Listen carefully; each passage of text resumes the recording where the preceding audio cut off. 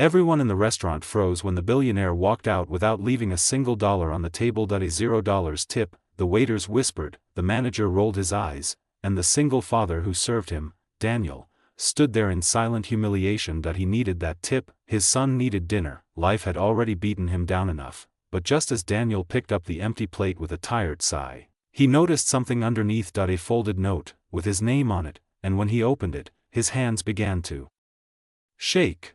Because what the billionaire wrote wasn't just shocking, it was life-changing. His entire world shifted with one sentence, and nothing in Daniel's life would ever be the same again. Daniel Reyes had been working double shifts for months, between rent, medical bills for his son, and the never-ending grind of life. He barely slept. His 7-year-old boy, Liam, had asthma so severe that hospital visits were becoming routine. Daniel's wife had left them 2 years ago, unable to handle the stress. So Daniel became father, mother, caretaker, and provider, all at once. That night, he was exhausted but determined. He needed every dollar in tips just to cover Liam's inhaler refill. But then he walked in, Alexander Blake, the billionaire investor who everyone in the city knew, cold, elite, always surrounded by cameras. A man who lived in penthouses Daniel would only see on TV. Alexander didn't smile, barely spoke, just ordered quietly and ate alone, staring out at the rain. Daniel tried his best,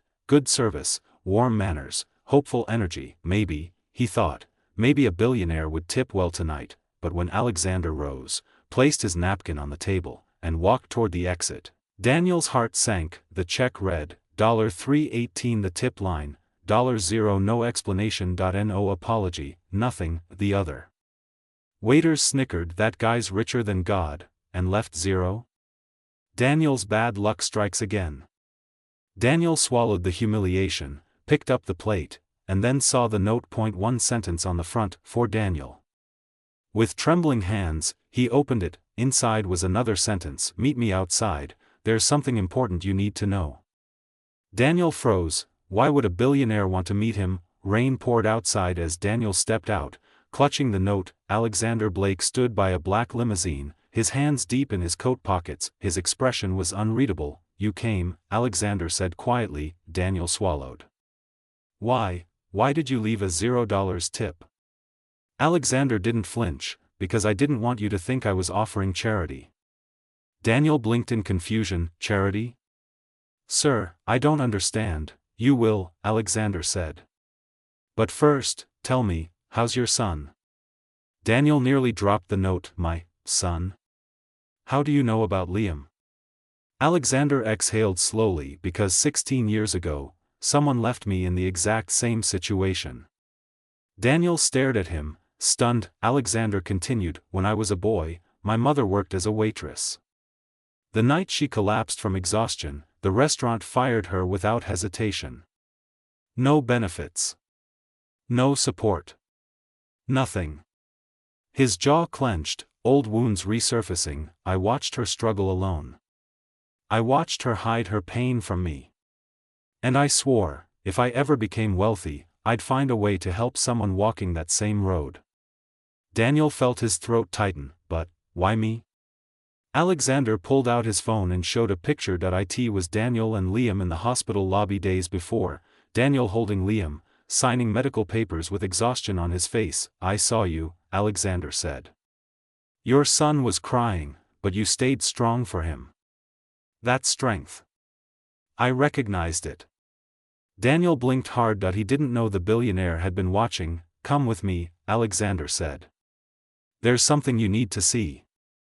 They drove across the city in silence. Daniel watched the skyscrapers pass by, nerves twisting in his stomach. The limousine stopped outside a tall glass building, Blake Industries, one of the most powerful corporations in the world. Alexander led Daniel inside, up to the 50th floor, through a hallway of awards and portraits. Finally, they reached a room. A playroom, filled with toys, blankets, books. A small medical cabinet with asthma supplies. Daniel's heart raced. What is this? Alexander's voice softened. This was built for my mother. For the child she never got to see grow up. He turned to Daniel. I want to help you, Daniel. I'm offering you a full-time position here. Better pay, benefits, a flexible schedule, and health insurance that will fully cover your son's treatment. Daniel's mouth parted. He felt dizzy. I can't accept this. It's too much. It isn't, Alexander said firmly. You're a hardworking father. You've earned more than life has given you. Daniel's eyes filled. No one has ever done something like this for me. Alexander placed a hand on his shoulder. You'd be surprised how far one act of kindness can go. Silence hung between them, then Daniel whispered, why hide the note under the plate? Why not just talk to me directly? Alexander actually smiled, just a faint one, because sometimes the people who need help are also the ones who won't accept it unless they believe they earned it. Daniel lowered his head, overwhelmed. The next morning, Daniel arrived at the restaurant one last time. He gave his manager the apron. I'm resigning, Daniel said calmly. The manager frowned. You found a better job? Daniel smiled softly, for the first time in years. I found hope. He picked up Liam from school, took him to the doctor, watched as the inhalers were covered fully by Alexander's insurance plan. For the first time, Daniel didn't have to choose between food and medicine. At home, Liam drew a picture of their small family, but this time, with a second figure included. Who's that? Daniel asked. That's Mr. Blake, Liam said cheerfully. The man who helped us. Daniel's heart swelled. That night, as he finally rested on his pillow, he pulled out the original note. He expected just the sentence he saw before, but as it unfolded, he realized there was more written on the back. A message he never noticed. I didn't leave you a tip. I'm leaving you a future. Daniel stared at the words through tears. The billionaire hadn't abandoned him. He had lifted him, guided him, seen a single father's struggle and offered him the one thing he'd never had, a chance, and from that day on, Daniel promised himself he would never let Liam grow up believing kindness didn't exist, because one hidden note under one empty plate from one unexpected stranger had rebuilt their entire life. Daniel arrived at the restaurant early the next morning, expecting nothing more than another long shift, another set of customers, another day pretending life wasn't crushing him. But the moment he walked in, the restaurant was buzzing like a shaken beehive. Coworkers whispered, managers paced nervously, someone even held their phone up, recording the entrance as if waiting for a celebrity. Daniel blinked. What's going on? No one answered, until the doors swung open, and inside walked the last person Daniel expected, Jonathan Hale, the same billionaire who had left him a $0 tip, the same man he had helped the night before, the same man whose hidden note now sat in Daniel's pocket. Jonathan wasn't dressed in elegance this time. No designer suit. No polished shoes. No aura of untouchable perfection. Instead, he wore jeans. A simple sweater, and a look of unmistakable sincerity. He walked straight to Daniel. Everyone watched. Jonathan extended his hand. Daniel Peterson, he said softly. I owe you more than an apology. Daniel's eyes widened. Sir, you don't owe me anything. Yes, Jonathan insisted. I do. He took a slow breath. Last night, when you saw me, I wasn't just exhausted. I wasn't just overwhelmed. I had just buried my father. The restaurant fell silent. Jonathan continued, voice trembling slightly. He and we never resolved things. And last night was the first time I'd been alone in years. You were the only person who noticed. The only one who cared. Daniel swallowed, stunned. Jonathan reached into his coat and pulled out an envelope. A thick one. I left you a $0 tip not because you deserved nothing, he said gently. But because you deserved more than money. You deserved opportunity. He placed the envelope in Daniel's hand. Open it, he encouraged. Daniel's fingers shook as he tore the seal open. Inside, a job offer. A full-time position at Hale Enterprises. A salary triple what he currently earned, full medical care for him and his son, flexible schedule, housing assistance, everything Daniel had dreamed of but never had. He stared up in disbelief. Why, me? Jonathan smiled, tired, genuine, because you showed kindness when you had nothing to give. And people like you shouldn't be stuck surviving. They should be rising.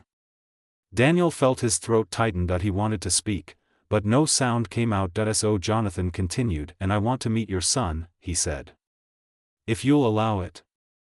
Daniel nodded, unable to stop the tears. Thank you, he whispered. For the first time in years, he felt seen. He felt valued. He felt hope. Later that afternoon, Daniel brought his 7-year-old son, Oliver, to the park to meet Jonathan. Oliver held onto his father's hand tightly, shy, quiet, always afraid of new people, but when he saw Jonathan kneeling down at his height, smiling warmly, he peeked out from behind Daniel. "Hi, Oliver," Jonathan said softly.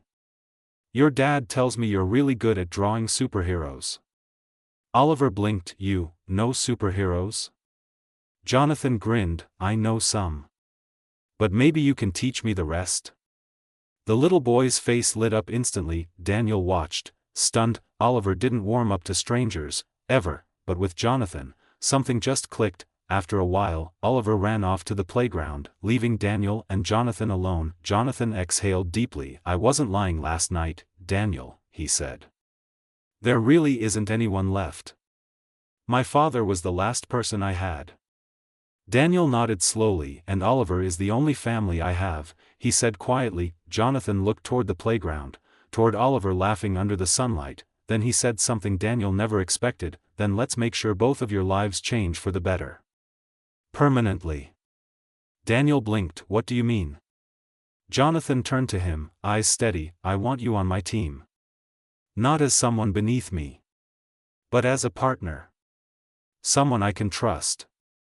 Daniel's breath caught. That he wasn't just offering a job. He was offering something far bigger. A future. A family-like bond. A new foundation. And Daniel realized, the note had never been about money. It had been a lifeline. An invitation. A new beginning. Point one he desperately needed. 6 months later, Daniel sat at a large glass desk in his new office at Hale Enterprises. Oliver played quietly in the corner with brand new art supplies Jonathan had gifted him, and Jonathan stood beside Daniel, reviewing project ideas, smiling proudly. Daniel looked around the room, the skyline view, the warmth, the sense of belonging, and felt something he hadn't felt in years, peace. Jonathan placed a hand on his shoulder. "You earned all this," he said. Daniel shook his head, smiling through emotion. "No," he replied. "We earned this together." Oliver ran up to them, holding a drawing. "Look," he said proudly. "It's us. Daddy, Mr. Jonathan, and me." Jonathan knelt down to look. 3 stick figures, holding hands, smiling, standing under a bright yellow sun. Jonathan felt something break open in his chest, something he thought he'd lost the day he buried his father, family, hope, belonging. He looked at Daniel, Daniel looked at him, and in that quiet, powerful moment, they both realized, sometimes, a $0 tip is worth more than all the money in the world. Because it can lead you to exactly the people you were meant to find.